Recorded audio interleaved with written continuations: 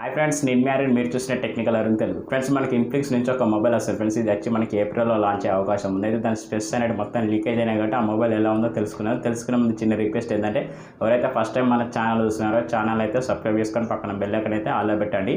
ఇలాంటి videos miss కాకుండా ఉంటారు. వీడియో నచ్చితే మాత్రం ఒక లైక్ అయితే మీ ఇంప్రెషన్ బాగుంది అనుకుని మీ ఫ్రెండ్స్ షేర్ చేయండి. ఫ్రెండ్స్, ఇక మొబైల్ వచ్చి మనకి ఇన్ఫినిక్స్ నుంచి నోట్ 40 Pro.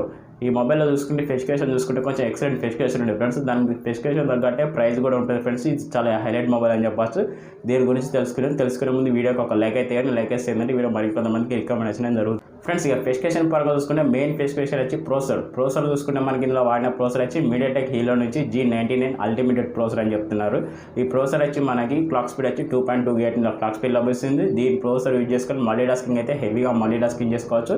ఈ ప్రోసెసర్ పరంగా చూసుకుంటే గేమింగ్ పరంగా చూసుకుంటే కొంచెం లిటిల్ బిట్ గేమింగ్ అయితే ఎక్సలెంట్గా కంపారిజన్ చేయొచ్చు. ఎందుకంటే మనకి పబ్జీ లాంటి గేమింగ్ అయితే స్మూత్ నుంచి HD వరకు అయితే 30 FPS గేమింగ్ అనేది హ్యాండిల్ అవుతుంది. ఈ ప్రోసెసర్లో చూసుకుంటే ఎవరైతే గేమర్స్ ఉన్నారో కొంచెం దీని మీదకి అయితే దృష్టి పెట్టండి. ఒకసారి నచ్చితే మాత్రం మొదలక, ఎందుకంటే ఇది ఈ ప్రోసెసర్ ఈసారి G99 అల్టిమేటెడ్ అని చెప్తున్నారు. చూడాలి మేబీ గేమింగ్లో ఎంత సపోర్ట్ చేస్తుంది. నాకు తెలిసినంత వరకు అయితే పబ్జీ లాంటి గేమింగ్ అయితే స్మూత్ నుంచి HD వరకు 30 FPS గేమింగ్ అనేది చాలా బెటర్గానే హ్యాండిల్ కలుగుతుంది. ఇక మల్టీటాస్కింగ్ అయితే ఎంత హెవీగా మల్టీటాస్కింగ్ చేసినా కూడా ఓకే అని అనుకుంటున్నాను.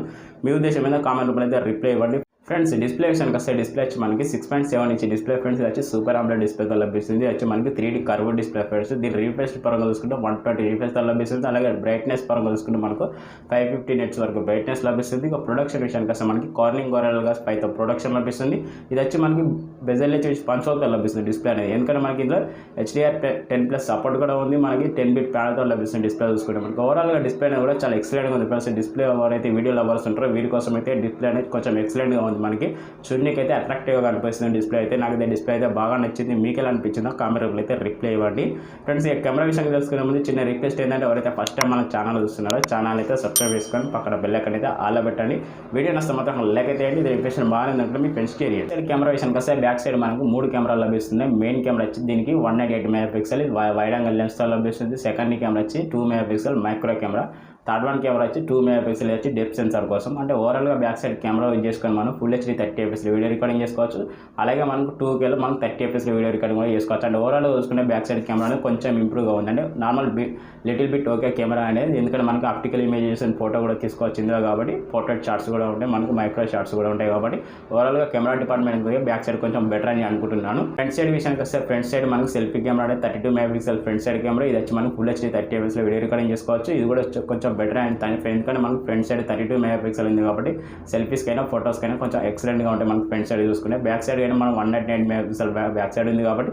సెన్సార్ పరంగా చూసుకుంటే మనకి ఇంకా ఏం సెన్సార్ అని ఇంకా ఏం మెన్షన్ చేయలేదు. మేబీ దీనిలో సోనీ సెన్సార్ ఇస్తే చాలా ఎక్సలెంట్ అని నేను అనుకుంటున్నాను. మీ ఉద్దేశం మీద కామెంట్ రూపంలో అయితే రిప్లై ఇవ్వండి. ఓవరాల్గా కెమెరా డిపార్ట్మెంట్కి వస్తే మనకి ఎక్సలెంట్గానే ఉంది అని అనుకుంటున్నాను. ఎందుకంటే ఇన్ఫినిక్స్ వాళ్ళు మనకు తక్కువ బడ్జెట్లోనే ఎక్కువ ఫీచర్స్ అనేది ఇచ్చేస్తారు కాబట్టి ఈసారి ఈ మొబైల్ కూడా బడ్జెట్ అనేది తక్కువనే ఉంటుంది.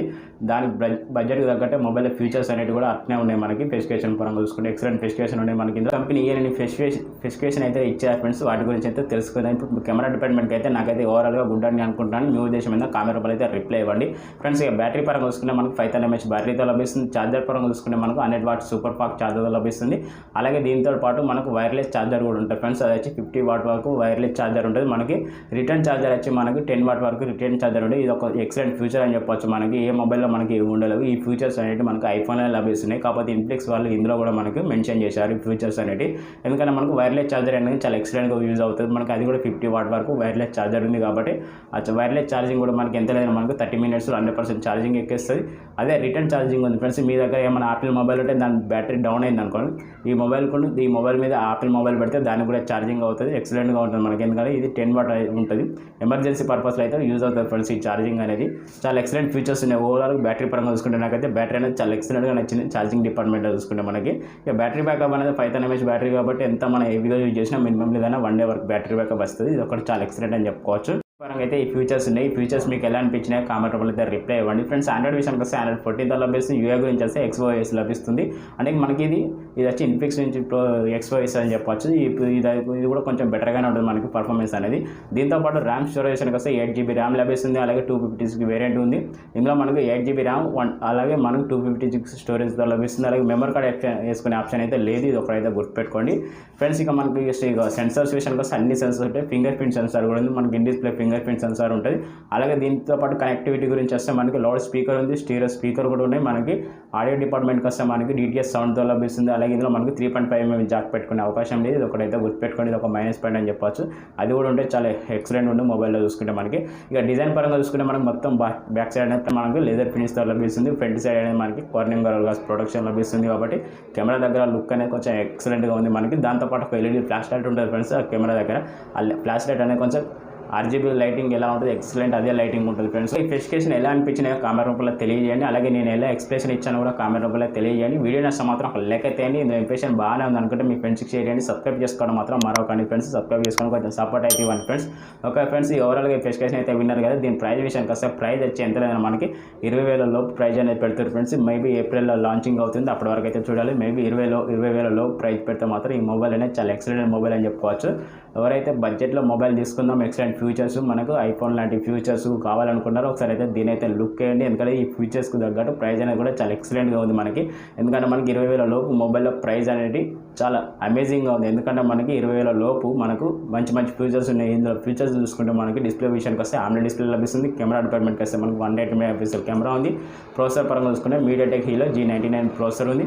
ఓవరాల్గా ఈ స్పెసిఫికేషన్కి ప్రైస్ అయితే నేను గుడ్ అనుకుంటున్నాను. మీ ఉద్దేశం మీద కామెంట్ అయితే రిప్లై ఇవ్వండి. వీడియో నచ్చితే మాత్రం ఒక లైక్ అయితే ఇది స్పెసిఫికేషన్ బాగానే ఉంది అనుకుంటే మీ ఫ్రెండ్స్కి షేర్ చేయండి. సబ్స్క్రైబ్ చేసుకోవడం మాత్రం మరొకండి. Okay friends, bye, take care. మరో కొత్త వీడియోతో మళ్ళీ కలుద్దాం.